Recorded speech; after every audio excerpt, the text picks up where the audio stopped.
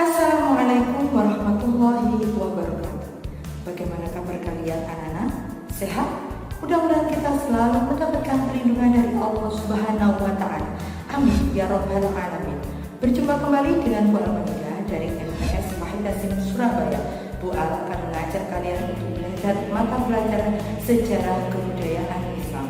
Anak-anak, pada video pembelajaran kali ini kita akan membahas tentang peran pesantren dalam proses penyebaran agama Islam di Nusantara.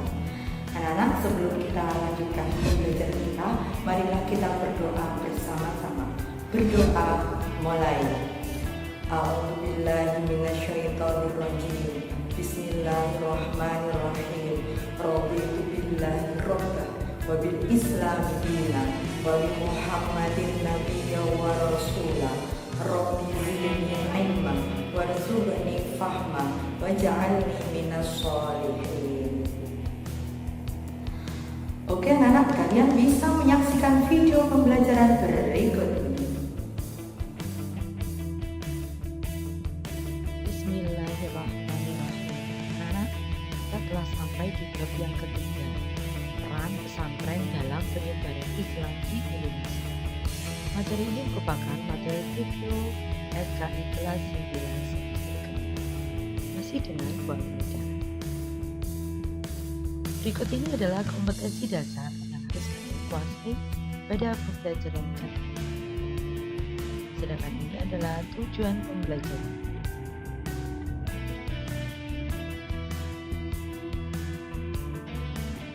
Anak-anak, pesantren merupakan bapak dari pendidikan Islam di Indonesia, di mana bila ditinjau dari segi sejarah dilahirkan atas kesadaran kewajiban dakwah Islam, yakni menyebarkan dan mengembangkan ajaran sekaligus mencetak kader-kader ulama. Pada video pembelajaran kali ini kita akan mempelajari peran pesantren dalam penyebaran Islam di Indonesia terbagi dalam 5 bagian. Bagian yang pertama kita akan belajar tentang sejarah pesantren Indonesia, yang kedua yakni 5 komponen pesantren, yang ketiga simbol-simbol yang ada di pesantren, yang keempat peran pesantren dalam penyebaran Islam di Indonesia, dan yang kelima adalah pesantren-pesantren yang berkembang di Indonesia. Kita akan membahasnya satu persatu anak-anak. Dimulai yang pertama. Anak-anak, pesantren berkembang di seluruh wilayah Indonesia dengan berbagai nama. Di antaranya adalah di wilayah Aceh, pesantren dikenal dengan sebutan Dayah Rangkang Memnasah, sedangkan di Pasundan disebut dengan Pondok, sedangkan di Minangkabau disebut dengan Surau. Adapun pimpinan pesantren tertinggi atau yang disebut dengan pengasuh, kalau di Jawa dikenal dengan istilah kiai, kalau di Aceh dikenal dengan istilah tengku, sedangkan di Minangkabau dikenal dengan sebutan datuk atau buya, sedangkan di Sunda abah atau aji. Selanjutnya, pesantren pertama di Indonesia berdiri yakni pesantren yang didirikan oleh Maulana Malik Ibrahim sekitar abad yang ke-15 Masehi. Beliau menggunakan masjid dan pesantren untuk mengajarkan ilmu-ilmu agama. Akhirnya melahirkan tokoh-tokoh wali songo. Pada taraf permulaan, bentuk pesantren itu sangat sederhana. Kegiatan yang dilakukan di masjid dengan beberapa santri. Ketika Sunan Ampel mendirikan pesantren di Kembang Kuning, Surabaya, untuk selanjutnya dipindahkan ke Ampel, Surabaya yang sekitar tahun 16. 19 Masehi hanya memiliki 3 santri saja. Para santri yang telah selesai belajarnya di pesantren Ampel kemudian mendirikan pesantren baru. Salah satu contohnya adalah Raden Paku atau Sunan Giri yang mendirikan pesantren di desa Sidomukti Gresik yang bernama Giri Kedaton. Pesantren Giri Kedaton memiliki santri dari berbagai daerah seperti Jawa, Madura, Lombok, Sumbawa, Makassar, Ternate, dan lain sebagainya. Setiap santri kemudian mendirikan pesantren di daerahnya masing-masing. Dengan demikian, pesantren dapat berkembang dengan pesat. Selanjutnya anak-anakku, Bu Al mulai dengan pertanyaan yang pertama, bagaimanakah sejarah awal mula pesantren di Indonesia? Kalian bisa mencatat dan menjawab. Selanjutnya, berdasarkan sejarah berdirinya, maka tujuan berdirinya pesantren itu ada dua. Yang pertama, pesantren sebagai lembaga pendidikan keagamaan dan pembentukan kader-kader ulama. Sedangkan yang kedua, sebagai benteng pertahanan dan pengawal bagi keberlangsungan dakwah Islamnya di Indonesia.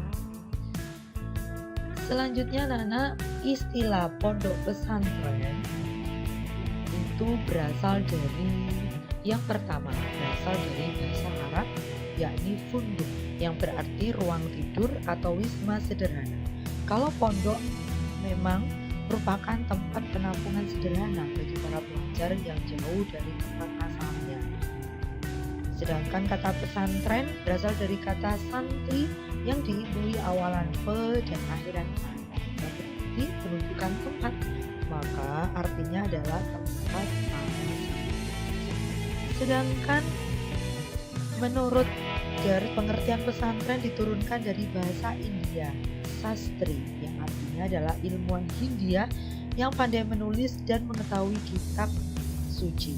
Maksudnya, pesantren adalah tempat bagi orang-orang yang pandai membaca dan menulis kitab suci. Terlepas dari itu semua, yang dimaksud pesantren pada pembahasan kali ini adalah sebuah lembaga pendidikan dan pengembangan agama Islam di tanah air, khususnya di Jawa, yang dimulai dan dibawa oleh Wali Songo. Maka model pesantren di Pulau Jawa juga mulai berdiri dan berkembang bersamaan dengan zaman Wali Songo. Pertanyaan yang kedua, yakni jelaskan asal-usul istilah pondok pesantren. Kita lanjutkan 5 komponen pesantren.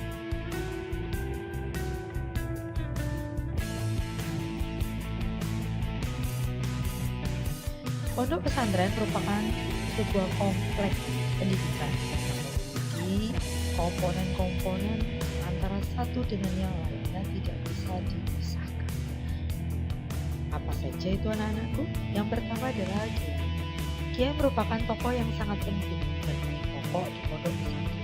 Karena dengan kiai tersebut segala sesuatu yang berkaitan dengan pondok pesantren seperti kegiatan belajar mengajar yang ada di dalam pesantren semuanya bersumber dari kiai.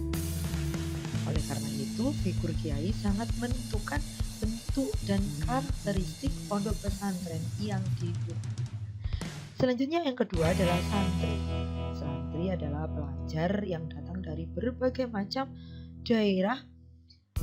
Pondok pesantren juga menyerahkan dirinya sepenuhnya kepada kiai dan mendalami ilmu agama. Santri dengan penuh tawadhu, disiplin dan taat kepada kiai yang nantinya akan diharapkan mendapatkan ilmu yang manfaat, yang barokah, baik di dunia maupun di akhirat. Selanjutnya ada yang namanya pondok. Pondok adalah suatu tempat yang mempunyai nilai ganda.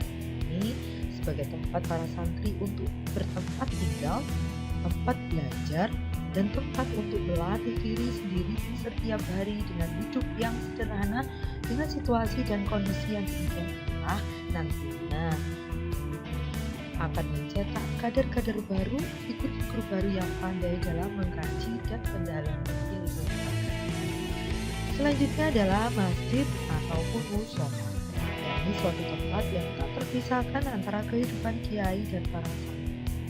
samping untuk beribadah kepada Allah, juga untuk mengkaji dan mendalami ilmu pengetahuan agama.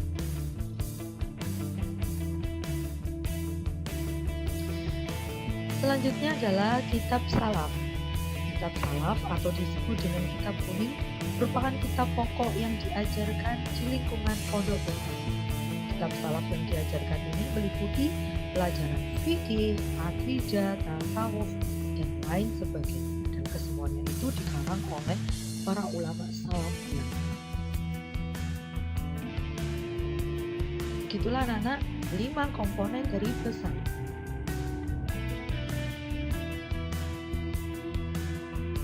Selanjutnya, pertanyaan yang ketiga, jelaskan 5 komponen pesantren yang tidak dapat dipisahkan antara satu dengan yang lain. Anak-anak, di pesantren muncul simbol-simbol pesantren atau istilah-istilah yang digunakan di dalam pesantren. Yang pertama adalah Gus.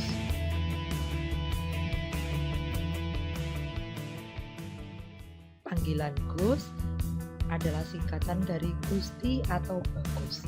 Sebutan ini mengandung tafaul atau harapan agar ia menjadi orang yang bagus dan mulia. Oleh karena itu, anak kiai atau Gus mempunyai kesempatan yang luas untuk memimpin sebuah pondok pesantren. Kiai. Dalam bahasa-bahasa simbol pesantren, status kiai bisa diperoleh atau terjadi karena karomah suatu kemuliaan dari Allah dan barokah suatu kebaikan rohani yang dapat dilimpahkan kepada orang lain, terutama anaknya maupun santri. Status kiai dapat pula diperoleh melalui nasab atau garis keturunan. Simbol yang ketiga yakni santri. Istilah santri pada dasarnya muncul bersamaan dengan berdirinya pesantren di Indonesia. Santri yang sebagai penghuni pesantren kini dikaji tentu tidak akan lepas dari figur seorang kiai yang membentuk kepribadian dan karakternya serta sebagai lingkungan kehidupannya selama menjadi santri. Selanjutnya anakku, peran pesantren dalam penyebaran ajaran Islam di Indonesia setidaknya ada 3. Yang pertama adalah pesantren sebagai lembaga pendidikan. Anak-anakku, pesantren menurut data dan Pusat Penelitian Pengembangan Pendidikan Agama dan Keagamaan serta Badan Litbang dan Diklat Kementerian Agama Republik Indonesia pada tahun 2006 tidak kurang dari 14.067 buah pondok pesantren tersebar luas di Indonesia. Hal ini menunjukkan bahwa pondok pesantren secara kuantitatif mampu berkembang tetap menjadi kebutuhan bangsa Indonesia. Persebaran pondok pesantren terbanyak berada di Pulau Jawa, kemudian disusul Sumatera, Kalimantan, dan Sulawesi. Selanjutnya anak-anak, pesantren sebagai pencetak para dai.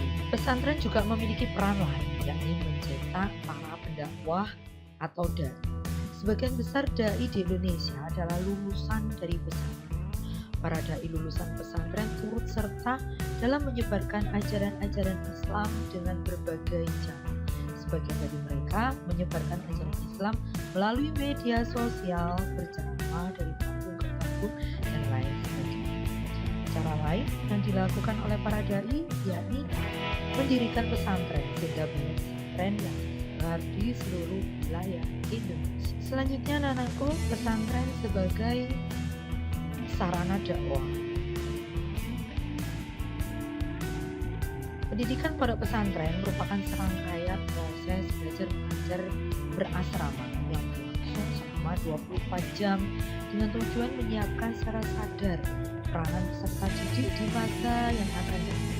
Hal tersebut dilakukan melalui kegiatan bimbingan, pengajaran, dan latihan, baik secara konvensional maupun sudah mengalami sentuhan metode modern.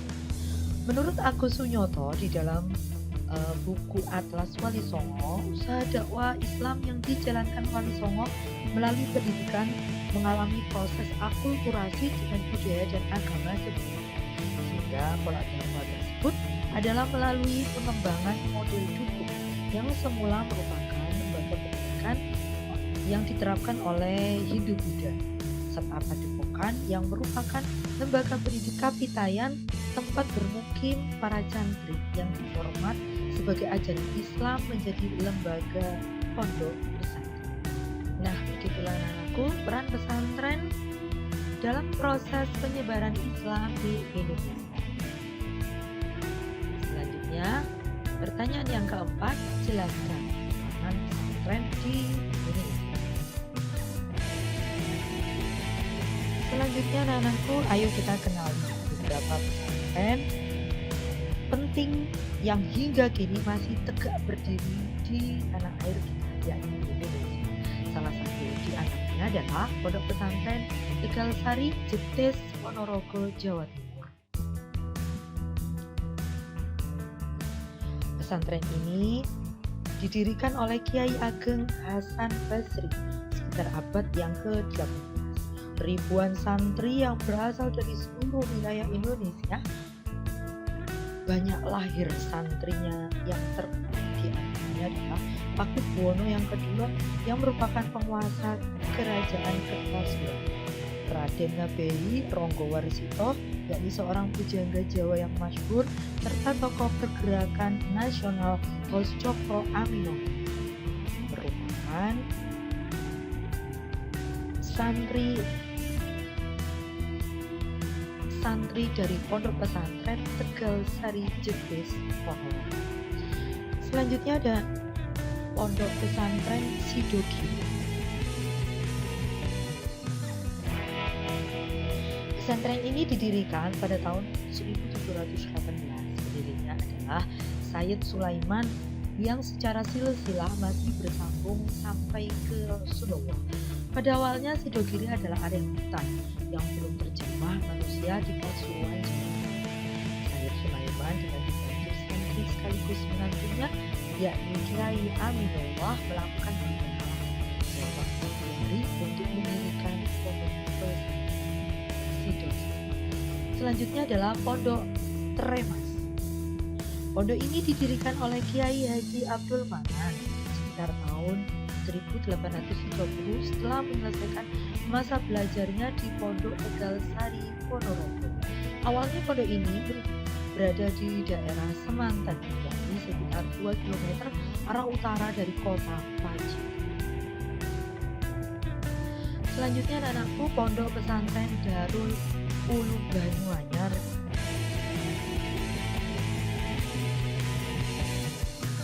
Pesantren ini bermula dari sebuah langgar musola kecil yang didirikan oleh Kiai Isbat bin Ishak sekitar tahun 1787. Beliau adalah salah satu tokoh ulama karismatik yang terkenal zuhud, tawadhu, dan arif. Nama Banyuanyar diambil dari bahasa Jawa yang artinya adalah air baru. Hal ini didasarkan pada penemuan sumber mata air sumur yang cukup besar oleh Kiai. Selanjutnya adalah Pesantren Alhamdaniyah,